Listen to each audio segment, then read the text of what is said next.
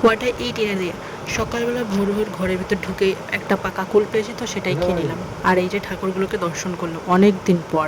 দেন দেন 2 ঘন্টা টানা ঘুম দেওয়ার পর ঘুম থেকে উঠে মা গরম গরম চা করে দিল, সেটাই খেলাম, সাথে এই বিস্কুটগুলো আর এই মিনি টোস্টগুলো বেশ ভালোই লাগে। দেন তারপর ওর জন্য দুধ চা করেছিল, সেখান থেকে একটু দুধ চা বেঁচে গেছে, তো সেটা আমি বললাম খেয়ে নিলাম। দেন তারপরে আমার একটা বন্ধুর বাড়িতে যাচ্ছিলাম, তো পথে দেখা করলো এই পুচুর সাথে। সেই পুচু, ছোট্ট পুচুটা আজ আমাকে কত চিনিস না, বড় ভুলে হয়ে গেছিস? গেছে দেখো। চিনিস? তাই এদিকে আয়। উম, হে মুটি।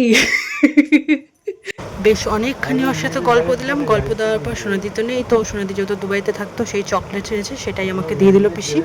বাড়ি আসার পর রুটি আর ঘুগনি খেয়ে আমরা বেরিয়ে পড়লাম যত রাজ্যের কাগজপত্র সব ছিল সব নিয়ে, কোথায় এসআইআর এ কী প্রবলেম হয়েছে সেটার জন্য হাজিরা দিতে। হ্যাঁ, এটার জন্যই গেছি। আর এই পারিপার্শ্বিক পরিবেশটা একটু দেখে নিলাম, যেহেতু অনেক দিন পরেছি, থাকলেও এখানে আসা হয় না, তো ভালোই লাগলো। আর দেখো এই শীতের মধ্যে এই ঠাটা পোড়া রোদের মধ্যে কতটা ভিড় হয়েছে। দেন তারপর প্রায় 2টোর দিকে বাড়িতে ফিরেছি। আর এসে দেখি মা পুজো দেওয়ার জন্য সব যোগাযন্ত্রী রেডি করে দিয়েছে। ভিডিওটা ভালো লাগলে লাইক, শেয়ার, কমেন্ট, সাবস্ক্রাইব করে আমার চ্যানেলের পাশে থাকো।